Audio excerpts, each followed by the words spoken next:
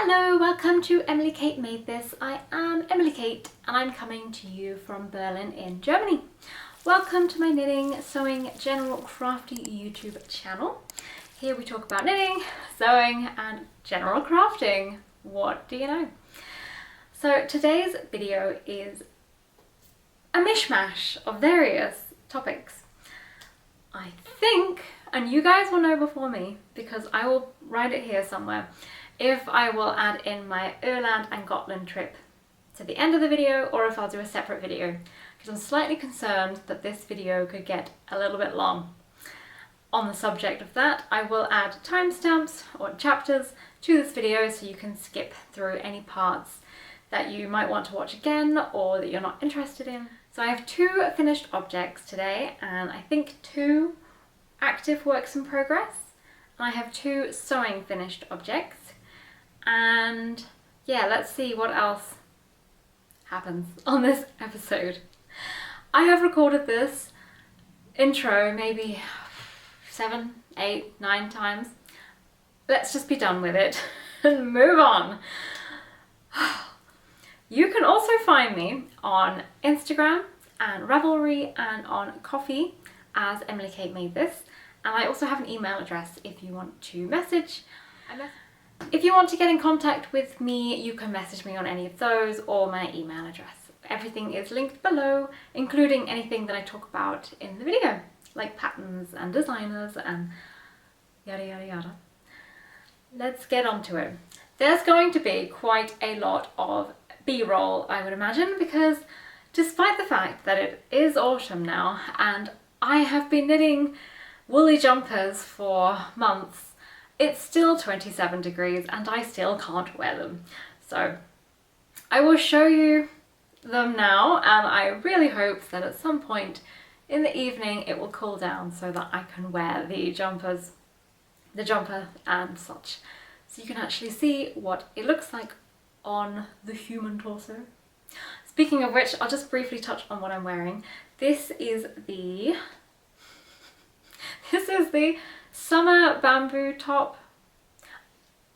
There's always a picture, there's always the information. Don't know why I bother trying to say it, I usually get it wrong. This is knitted in Drops Bell and I made it, I'm gonna say 2 years ago. Could be 3, but I'm gonna go with 2. Not sure how much you'll see if I stand up, but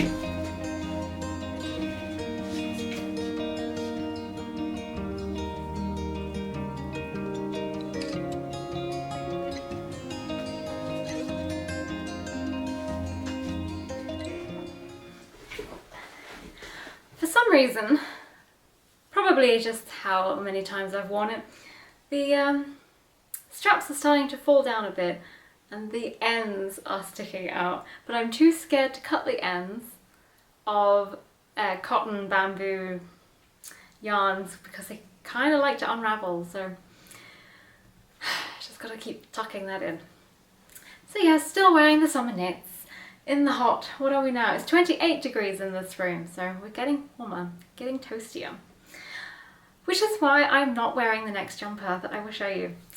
So, I prepared Google Translate to pronounce Anna's name correctly because I've been saying it wrong for months. It is Anna Sjösvärd, which, interestingly enough, means swordfish in English. I thought that was interesting. So Anna made the Yggdrasil Pullover design and I made one for my husband, and then I wanted to actually make myself one from the beginning when I saw the pattern, but I decided to make his first and eventually I cast on mine, and I really wanted it to be finished for my trip to Sweden, but hand pain prevented that and I didn't manage to finish it before, but I did finish it in Gotland.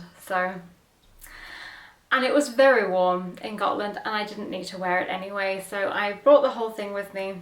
I even bought an iron with me and a like a small, not an ironing board, it's like a small ironing mat. so that I could steam block it. Turns out I have gauge mayhem going on. Let's explain. I will show it to you first and then I will blab on. Here is the finished jumper.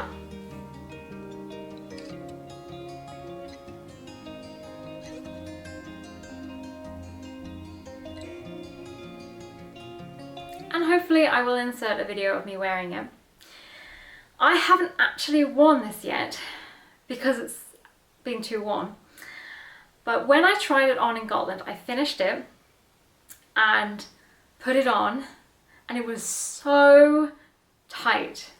I've never knitted a jumper that was so tight before. And I'm very confused by this because the gauge is 18 stitches in 10 centimeters on 4mm needles, and I knitted my husband's one with the same yarn but a different colour. It's the Svensk Ull, and I knitted his and the gauge was 20 stitches, but then when I blocked it, it was 18 stitches, so it was correct for the pattern. I had a bit of sleeve drama with his, which interestingly enough, I also had with this one. So I thought that I wouldn't need to worry at all about it being too small because I was adding an extra strand of yarn. So I added the Knitting for Olive burnt orange mohair. So theoretically, my gauge should be bigger. Like bigger as in 18, 17, maybe 16 stitches per 10 centimeters. But it stayed at 20 centimeters. And I was originally going to do size 1 because the jumper is meant to have negative ease. It was designed to have negative ease. You can do what you want. So I went with size 1, but then when I got to the arms where I was supposed to separate, I thought, no, this is still it's too short, it's going to be too tight. So I went with size 2, which should have given me even more space. So I ended up thinking I'm probably going to make a jumper that's quite loose. Absolutely not. If I had continued with size 1, there's no way this would have fit. Size 2 is very tight, and I'm not sure if it's the fact that it's a rustic, prickly Swedish wool. Oh, doorbell. Where was I? Yeah, I'm not sure if it's the Svensk Ull, like the Swedish wool that's quite rustic, that's scratchy, or if for some reason now the mohair is. I've used mohair once, to my memory. I think once, and that's not scratchy in the slightest at all, but it is also very loose. It's my ranunculus. But when I put this on, the crook in my arm was so sore. I lasted maybe 10 minutes and I had to take it off, and my entire arm was red, like a rash. So decided I will wet block this and stretch the bejesus out of it and see if that helps. Only issue is I don't have those blocking combs, I think they are. They're like longer with lots of pins in them. I just have the singular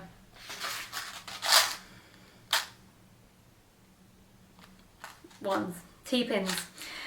So I was stretching out the width of the sleeves along, knowing full well that the entire sleeve was just going to get shorter now because I was stretching it out.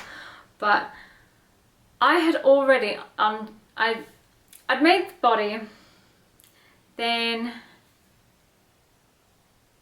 did I? Yeah, I'd done the body, then I did the first sleeve, and I did the sleeve for size 2 for size 2, and there was so much fabric, and seeing as the whole body was tight, I aimed for a minimum ease, negative ease, or just no ease jumper.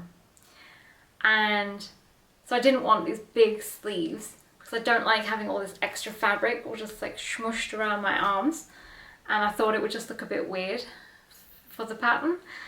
And I was using small circular needles, and when I use small circular I get a wider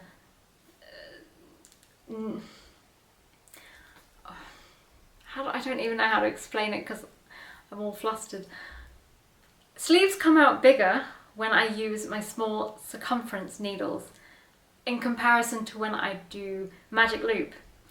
Magic loop always comes out a lot tighter, but I don't always like it. I don't like that I get this obvious transition between the needles. It's not like horrendously obvious, but in comparison to just knitting in the round. And I also prefer knitting the long sleeves in the round instead of having to constantly pull out the needles, turn it around, and you have to spin the entire jumper around and the yarn, and yeah, that part I don't enjoy. But when you have to do decreases, there's only so much I can fit on my small circumference, and they're not like miniature 9-inch circumference needles because I can't use them anymore since I changed from knitting with my right hand to my left. However I hold it, I can't manipulate the needles in the right way. I will try it again at some point, just out of curiosity, because knitting styles and everything progresses. I've changed my style so many times, there's no reason that one day I won't be able to do it. So I ended up doing the magic loop and going down to size 1, and it made it so much smaller. Realistically, I should either have gone from size 2 to size 1 and used a small circumference, or I should have stayed with size 2 and done the magic loop technique, and that would have made it smaller. But I didn't, and I dramatically decreased at the top because that's where all the issues were. And then there's a certain amount that you do every certain amount of rows, and by the time I'd got to about here, I'd already, it was getting too small. Yeah, I have not got a great relationship with sleeves apparently. I didn't realise this, but it's becoming a thing. Both of these jumpers I had issues with, and the attempt of my husband's jumper before I had issues with. It seems to be raglan jumpers, weirdly enough. And I don't think there's a particular difference between a raglan and a yoke, or yeah, I don't know. But I had the same dramas as I did with my husband's and his other one, and the sleeves are very tight. And yeah, as I said, I haven't actually worn this since I wet blocked it because it's been too warm. So I don't know how it fits. I put it on when it was dry and it fitted a lot better. But then I immediately took it off, so I haven't had the rash, the red rash test yet. But I'm really, really, really hoping that it's okay. Because I added mohair, and when I ripped it out the first time, I'd already nearly finished the sleeve, and then I thought I'll just try it on. And that was a couple of days before we went to Scotland, and I thought I would definitely finish this on the ferry and be able to wear it there. So when I had to rip it out, I definitely did not finish it in time. And when I ripped it out, it was mohair and wool, and it was kind of difficult to rip out, and I thought if I do this a second time, then I don't know if it's going to survive. And then I thought I could either rip out the sleeves, assuming that they're definitely not going to fit, and rip both sleeves out, or I can attempt to wet block it. But then I definitely won't be able to rip it out with any ease because the mohair and the rusticy wool would have felted and moulded together. But I went with that risk after stressing out about it on holiday, and I figured I can always attempt this whole mohair in the freezer situation. I've heard that works. Yeah, otherwise I don't know, maybe I could just cut up the arm and add extra like steeking, and then add extra fabric. I don't know. Hopefully it doesn't come to that, and you would have seen it and I would have shown you if it's too big or too small. But aside from that drama and utter confusion on my gauge, because it should still be bigger than it is. It shouldn't be 20 stitches with added yarn. Like, I added an extra yarn. I don't know. And I did the same needles, same needle size, same actual physical needles as my husband's. Who knows? There's a couple of changes that I did. I made the ribbing a little bit longer. I added extra because I wanted to kind of vintage-ify the style to be more nipped in at the waist, and it's slightly longer than Anna's. Let me measure it. So the ribbing is 3 inches, 7.5 centimeters, and the whole length of the garment from armpit to the bottom is 10.5 inches or 27 centimeters. The original pattern is something like 12 or 15 centimeters from armpit to the hem. So I added a bit more because I didn't want a super crop jumper. Mainly because it was knitted with mohair and Swedish wool, which I figured would be very warm, and at no point would I want something so warm that was cropped just under my boobs, because then my back would get cold. So I made it a bit longer, but obviously since it came out smaller and I stretched things to try and get it wider, it is a little bit smaller than I had originally intended, but only by about an inch or so. And the sleeves obviously came out a bit shorter now because they were supposed to be about here and now they're about here. But you're here for the drama and the confusion of my knitting, right? If you wanted perfection, you would not be here. But I still love it. I love the colour and I love the cables. I really like the fact that the cable runs down the body and even into the rib. It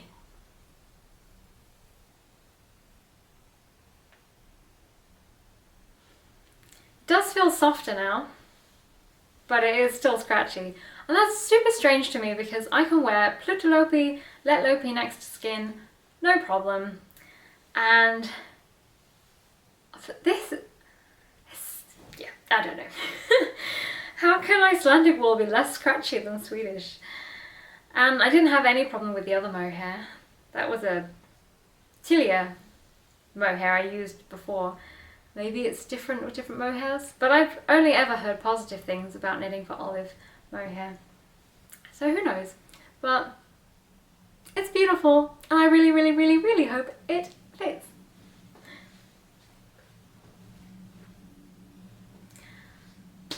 Second finished object is a beret.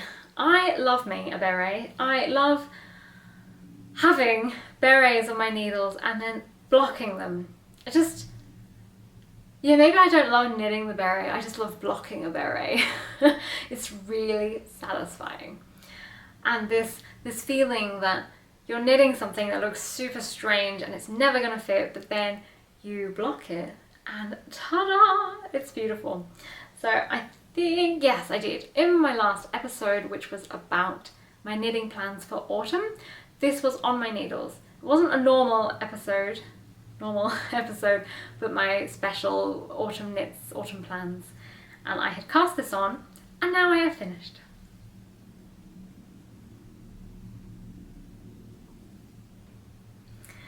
I won't put it on because I'll ruin this already rather bizarre hairstyle, but maybe I should, I don't know, maybe it would make it better. I was worried that it wouldn't fit. It is quite snug.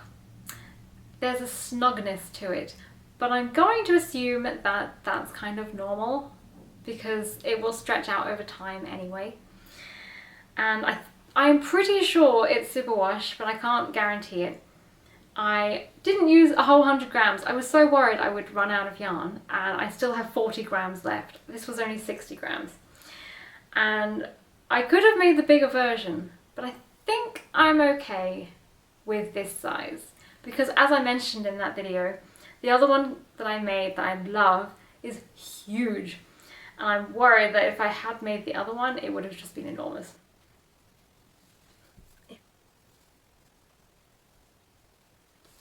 I don't think this colour is really my colour. And I hadn't thought about that when I started it, but I don't know, what am I doing? I also don't think the berets really suit me when I don't have a fringe. You guys, having a fringe is, or not having a fringe is stressing me out. I really wanted to grow out my fringe because I hated having this weird like situation. All the hair decided to go in every different direction anytime I went out of the house and the wind, and I'd have a picture and it would look like bleh. So I grew it out thinking it'll be great, and then I can do vintage hairstyles and I can roll it up at the front. But my hair was relatively long and the fringe was cut very short in different layers because I have very fine hair, and if I just put my hair there and cut it, it would look horrendous. So I've always had to cut my own fringe because no hairdresser would do it the way I liked it. So I really liked having my fringe, but not when I went outside and the wind would blow it in every direction. But now I don't think anything suits me anymore. Like hairstyles don't suit me, hats don't suit me. I kind of want to cut the fringe back in, but I've spent so many months trying to grow it out. Anyway, was it worth destroying this bizarre hairstyle for? I don't know. Although I do have a screen, I can't really see it very well. Okay, there's the beret. Was that worth it? I don't know. So it's Cascade 220, and yeah, I'm pretty sure it's superwash and a little bit tight, but I think it will loosen up. The cables drove me to insanity. I think it's just I'm having a moment. I think usually I can do lace patterns and cables, no problem, but the last month or two, I just don't get it. Like my attention to detail, my focus just goes. So this one has a lot of cable, like you put one at the front, one at the back, one at the front, one at the back, knit through the front, knit through the back, and then it reverses. And although it's actually really easy, my brain was not in gear. So I had to put individual stitch markers after every time you would do the cable, which is quite often. And it took me a long time to make this, but it was worth it because it's really pretty. And I'm considering turning the leftover yarn into a pom-pom to stick on top, but I don't know if I would feel really stupid or not. So I have yet to decide on that, but I'm very happy with it, aside from not being sure that the colour is particularly my colour. But I'm aiming for neutral things, so some neutral things to go with some of the crazy patterns I have, but I don't know if it's really working. I might have to do neutrals as in orange and really dark deep green and red. They might be more my neutral than this, don't know. And I can't pronounce neither the pattern or the designer's name without it sounding completely wrong. So I have put up a picture, I'm sure, with the name of everything, and I've linked it all below.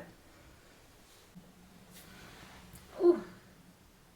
Hello, I am editing Emily here, being blinded by the sun. The sun has now moved since I've been recording. Do you know, I've been recording for over 2 hours and then I had to take a break. While I was eating, I realised I forgot like a whole bunch of things. So, hello. So I forgot one of my works in progress, so I will mention that now. But I also wanted to mention that I did make another adjustment to my Yggdrasil, and that was that I did German short rows instead of the wrap and turn. And I think that was all the other change that I did. My other work in progress is a pair of socks for my husband. They are Christmas socks. They are the gingerbread yarn from West Yorkshire spinners. And I started them on the ferry on the way back from Gotland. Was it? No, on the way back from Sweden to Germany. I am so happy to finally cast them on because I got this yarn last year and I really wanted to make them, and it was just too late. They weren't going to be done in time for Christmas, and then my mum made me some, so I didn't like need to make them because I got some already, and I'm very excited to be knitting them. One downside is that I think I've made them a little bit too small for him, because I remember knitting them before and they were too big, but I don't know, I've done a 68 stitch count and I did a bit of a boo-boo, and I thought I was being really clever, but it's kind of bitten me in the bum. I carried, what did I do? I picked up the stitches. I don't usually pick them up in the contrast yarn. I usually pick them up in the main, but I was reading a pattern instruction just to get the heel numbers from the internet, and it said use contrast, and I immediately just went, oh, I use contrast. And then I got to a section and realized, but I need to knit one round and then go back to the contrast. So I carried this contrast along with me, and it's made it really tight on my husband's foot. But now I've knitted so much of the foot that I really don't want to rip it out. And I'm kind of hoping with blocking it will soften the yarn a bit or move it around a bit. He put it on one foot and it was really difficult to wear, but he put it on another foot and it was fine. So he said, oh, I'll just use that as like my left sock. So I really hope it's okay when I finish them. And I will definitely not do that on the second sock. I was really motivated to do these when I was on the ferry, and I got down to about the heel during the 6 hours. I didn't knit constantly for 6 hours, but I did this section then. And yeah, since we've been back, I just found out that it didn't really fit him very well and completely lost motivation. But that's just silly, because what am I going to do? Just leave it like this? No, I need to finish them. So they are on the agenda to finish. But I've got until December, so hopefully the motivation will come back by then. My stitch marker is adorable. They are baked beans from Chapel View Crafts.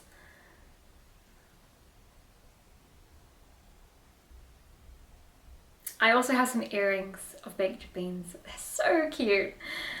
So that is my other work in progress.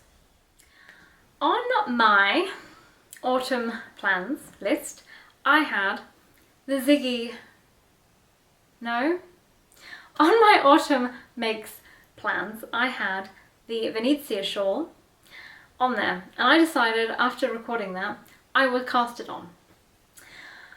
And I have cast it on. For some reason I thought this would be quite a fast knit. Why did I think that? I'm not sure. Probably because in contrast to the Ziggy shawl it looks really small.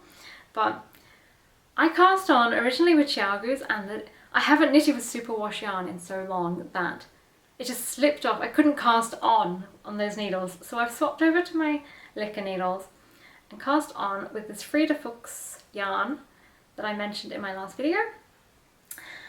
And this is about 6 hours of work. I am slightly bothered by the fact you can't really see the lace, but I'm just kind of hoping when I block it, it will completely transform. And also when you actually wear a shawl, you never really look at it. Like, you just throw it on because you need some warmth. I don't think I will analyze the lace exactly, but I'm finding it really difficult to knit this because I don't see the pattern develop. I just have to religiously stare at the pattern and make sure I do exactly as it says on each row, because I can't read my knitting. And I learnt to knit by doing lace knitting, and I could read the row based on what was underneath, and I'd be like, oh, okay, I'm on row 5 and I have to do this one now. And you could see where the decreases and the increases would go. And I just don't see anything in this. I'm not ripping it out because, as I said, I'm not going to care when I've actually finished it. But as I'm knitting it, it's quite difficult.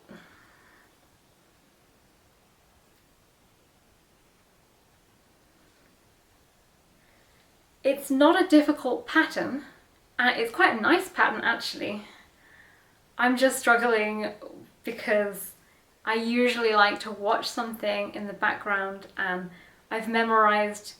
I'm not someone who memorizes a whole chart and just goes, I don't need that anymore, but I memorized the row, and this is a very short row, and I'm constantly looking like, okay, knit two together, right, slip that one, what was that? And it's not relaxing. Maybe by the time I get to the longer sections, I will have relaxed into it. But yeah, now I'm on to about 200 or 250 rows of this one section, and then another to start decreasing it down, which then suddenly made me realize this is not a very fast project, and I cast it on thinking I could finish that in a week or two. I think we're looking at more like a month or two. And then I kind of lost steam because I was wanting a mixture of a palette cleanser, and I wanted to get a couple of 100 grams of yarn out of my stash to help with my stash busting, which I will talk about in my next episode. Yeah, spoiler alert, it's not going down very fast. And I thought, oh, maybe if I can just finish a couple of these projects, that'll help. But I am a slow knitter. I don't have a problem with being a slow knitter. It's just, I thought this would be faster. But I think when it's when wider, I might get more into it. I hope, at least. So this was, yeah, about 6 hours of work, and then I put it aside when I realised this and cast on something else. Usually I'm not like that. I had a major, like, meltdown. It's funny. At the time I was really stressed, and I was thinking, how fucking fortunate are you that this is the stress of your life? What do I cast on? Oh no. I was so aware of how stupid it was to be so like conflicted on what I should cast on, what should I knit, that I had to laugh and be like, really, that's your life problem? You were doing well. So then I chilled. Oh wow, I'm running out of battery. Okay, move on, Emily. So I set that aside. Oh no, need you. And instead of doing what I had planned for instead of listening to everything I talked about on my autumn knits, I decided to go back to my Make 9 from last year, and I have to double check if I've put this on my Make 9 for this year. I cast on the Tyto Mitts. I was talking to you guys about the Christmas mittens from Nina Pom something. Yeah, A Crafter's Tale. Crafter's Tale? A Crafter's Tale podcast? I cast on her Christmas mittens, and I really wanted to knit her other patterns, and I was like, no, I'm not going to do it until I finish the Christmas mittens. I was getting really bothered because I just want to knit these, so I decided I'm going to knit them. I originally bought this yarn for these mittens, and then I didn't cast them on, so I used these yarns to make my rainbow jumper. And I did have to buy them again because I'd used them, almost all of them, up on the jumper, because you really don't need much yarn for a vintage jumper. So these are the leftovers, and I've got the green over there that I had, and I'm not sure that I have enough of the brown or the green by something really small, like by about 4 grams or something, but I really hope that I do have enough.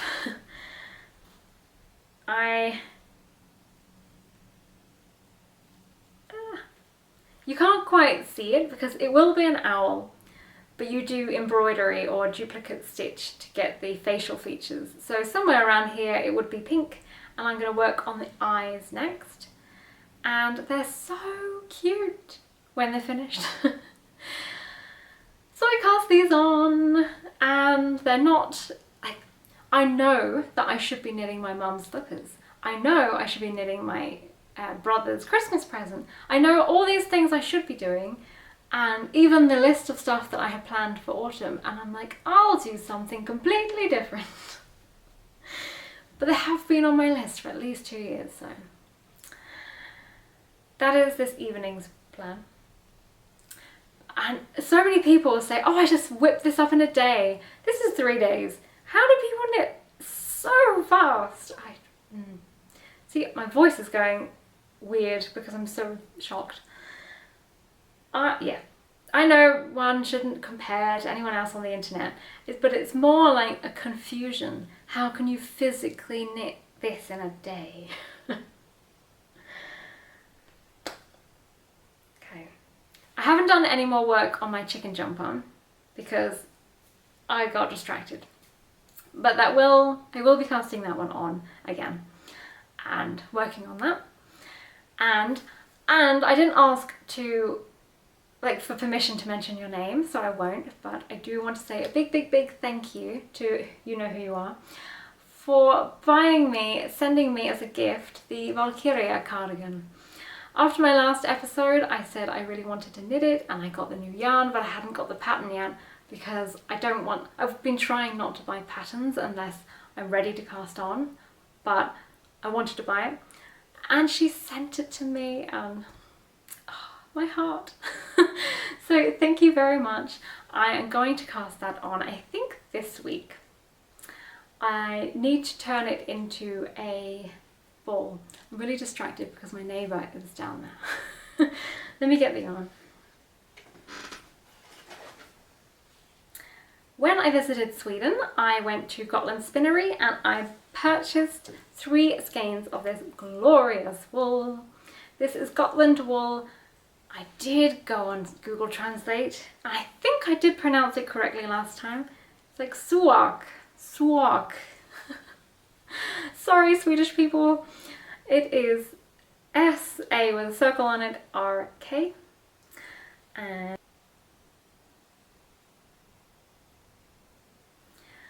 this is another pattern by Anna Sjösvärd. I've forgotten. Google. Sjösvärd. Another pattern by Anna. And I did see it in Gotland Spinnery. They had a sample and I tried it on and it was wonderful. And that completely, if I hadn't already decided I was going to knit it, that would have sold me anyway.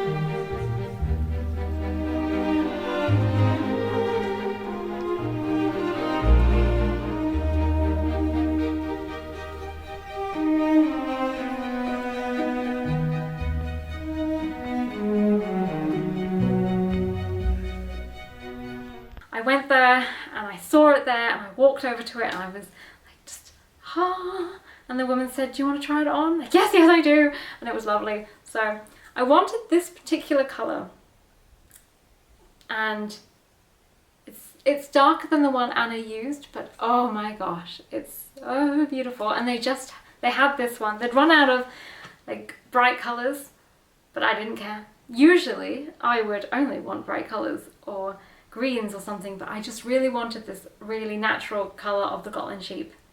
So I did, and I got through. And I wanted this specific yarn because that's the one that Anna uses in her pattern, which I now have, so thank you. And yeah, I'm going to cake this up so that I can cast on. It's just a bit warm, and I thought maybe I would do the smaller projects first before casting on, but then I'm worried that when it does get cool, I won't have the cardigan ready, so I should maybe start. I will take a small break because my battery is running out. Then I will talk about my sewing. Hello again.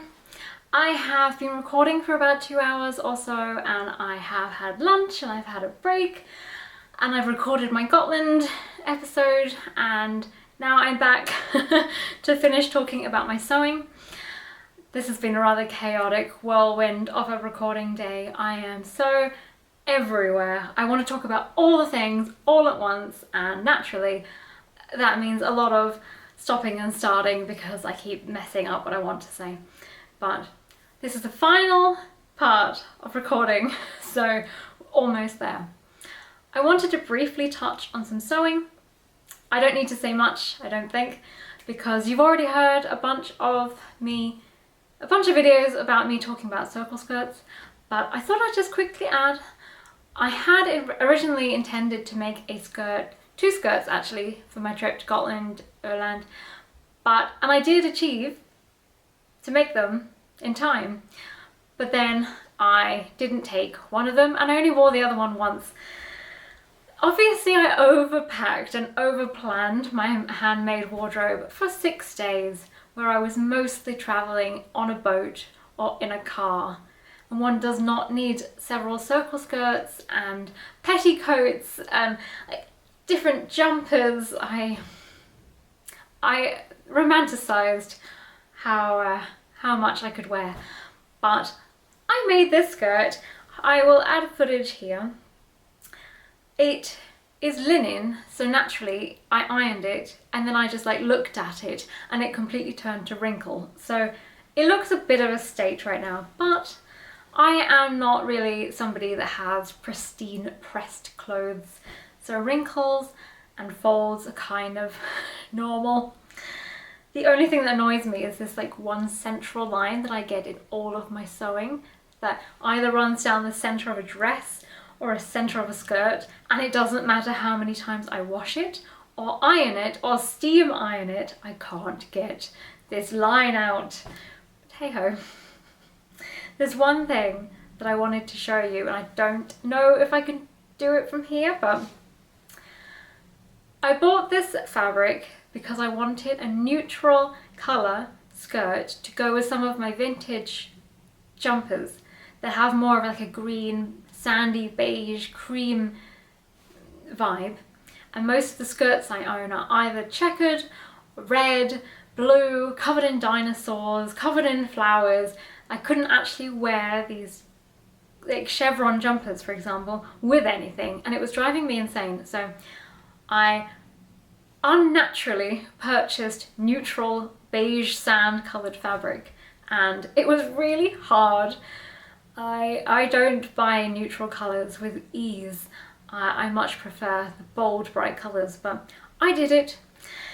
It's the same fabric as my green checkered one that I did my circle skirt video on, one of 2 circle skirt videos on.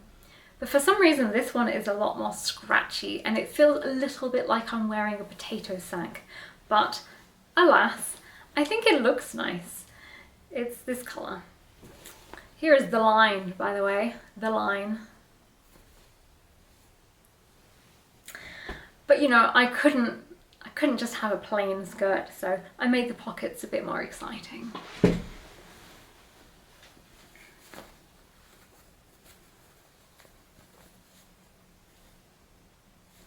They're upside down, but they're dinosaurs.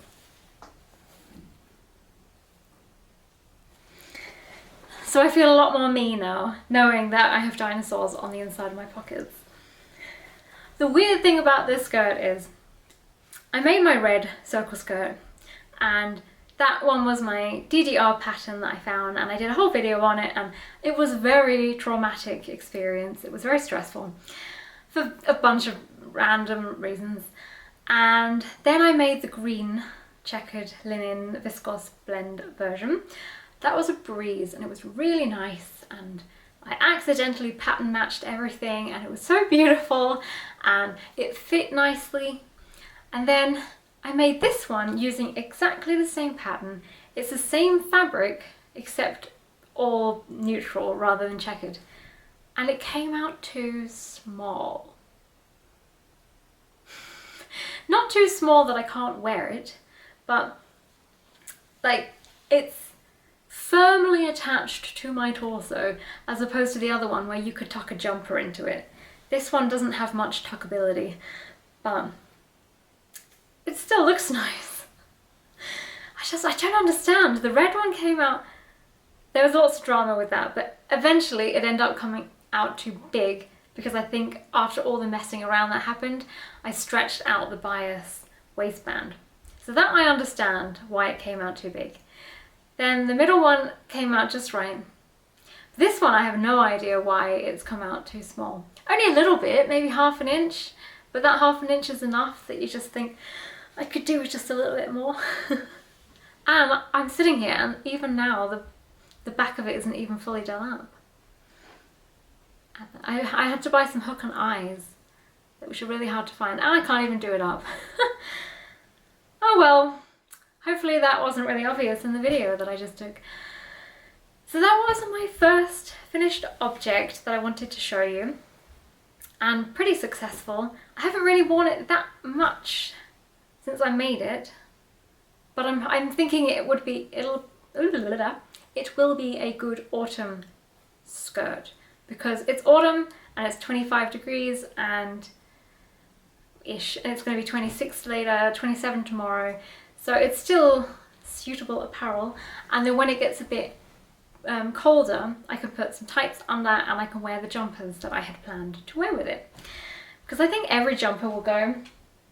I was going to put my Yggdrasil next to it, but you can't see it anyway, but it'll go with the green jumper, the chevron jumper, it'll go with my Yggdrasil, it will go with my Valkyria cardigan that I will make, it will go with my vintage purpley coloured tops, and the cream one that I have. If I can tuck it in, that would be good.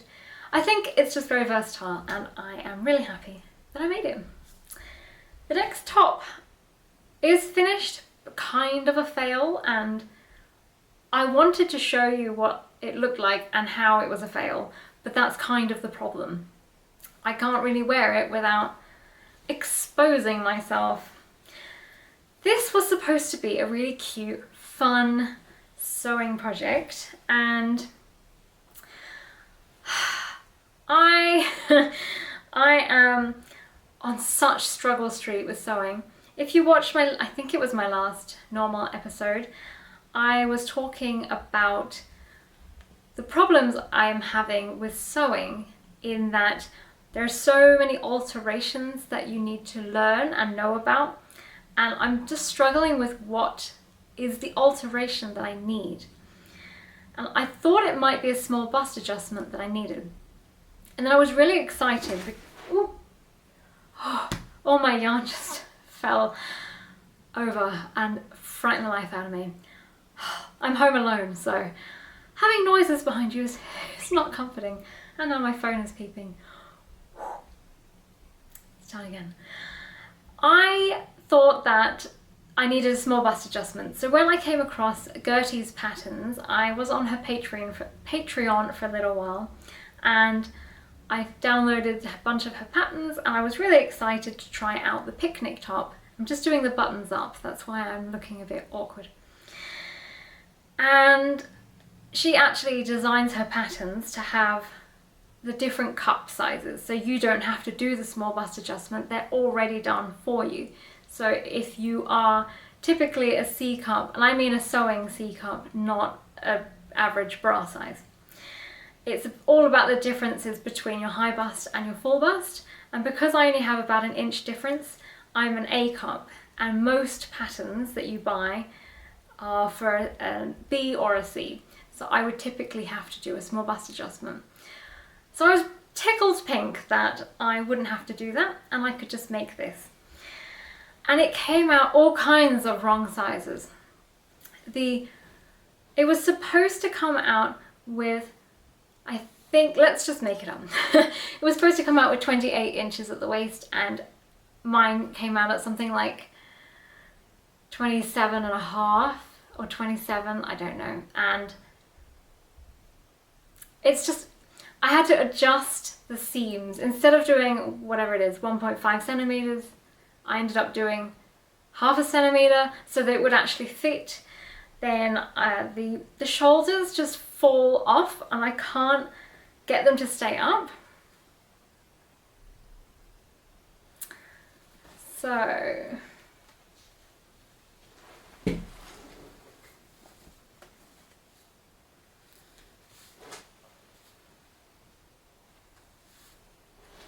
You have to use your imagination. Because when I put this on, this is so wide that that's why it falls. Which could kind of look quite cute in like an Esmeralda kind of way. But any bra that I wear, you can see at the top where it sits. It just sticks out here. And then if I was to move my arm, all that goes like this, and then you see everything. It needs to be slightly like a narrow shoulder adjustment kind of thing. But I've never had to do that before, so it didn't occur to me that I might have to do that with this. This was just scrap leftover linen fabric that I had, so I didn't waste a whole bunch of fabric or anything, but I just thought it was going to be really cute, and I'm a little bit sad that it doesn't really fit. I can't put it on to show you because I don't really want to just show you my bra and my boobs. I thought about getting some kind of lace panel and sewing that in, but I haven't really decided. I can't get this colour, and I don't know, having like a stark white or a stark black. I've got kind of, the pattern's supposed to have much bigger buttons, but I don't have bigger buttons, and seeing as it didn't really come out well, I wasn't going to go out and buy buttons and then pay money to not ever wear it. So I think it still looks cute with the little ones, and I'm hoping I can salvage it. I thought about maybe if I had a knitted tank like the secret crop that I have, I could put that underneath, or I could make like a lacy one. I think it's the couture. Sarah Norderland has a really beautiful vest, but I don't like the straps because they're so thin that you'd see your bra, so I never made it. But if it was going to be like an undervest, you would see all the pretty panel and all the lace, but having that wouldn't be a problem because the straps would be there.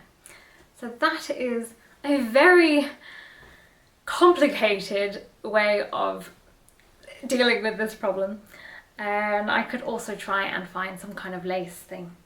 It's not like the end of the world or anything. I just thought it would be really cute to wear for a party I was going to, and I couldn't wear it because I didn't have an appropriate bra. I think it kind of looks a bit like a German, how do you pronounce it, like dirndl? Like a Bavarian kind of faux corset that you could have a blouse underneath, and you need a big push-up bra to look very busty Bavarian woman with holding her big litered glass things of beer. I think it could look cool with a big blouse. I don't own a blouse, so that also doesn't work. So this is a work in progress. I think it has potential to work as a layering piece, even though it wasn't designed to be like that. And I'm holding on to it, and I'm going to try and figure out some ways to get it to work. But for now, it's kind of lonely and sitting aside, but it has potential. But getting things to fit my body is a challenge, and I haven't actually put any time aside to deal with figuring out what the problem was with the dress that I talked about in 1 or 2 episodes ago. I haven't actually touched my sewing machine since then, I don't think. So I would like to get back into my sewing because I have lots and lots of plans. I just kind of, after spending so long trying to figure out the problem and then not getting anywhere and losing my knitting mojo, losing my sewing mojo because I was so obsessed with trying to figure out how to do all these adjustments, I lost complete enthusiasm and lust for sewing. So I'd like to get that back and just try an easier pattern and just enjoy and figure out along the way. I don't need to be perfect. I'm self-taught, so it's not really a surprise that I'm not as amazing as a professional seamstress because I never had any training. So isn't a shock that I'm having fit issues. It's actually an excellent learning opportunity. It's just at the time, it's very annoying. That is all my sewing that I have to show you, and I've already talked about my knitting. I'm going to assume, based on how long I've been talking today, that my Gotland video will be separate from this, but if it's not, it comes after this, and otherwise it will come at a later date this week probably. So that is everything. Thank you very, very much for watching, and thank you for liking and subscribing and just generally being here and being wonderful and pleasant. I will see you next time. Bye bye!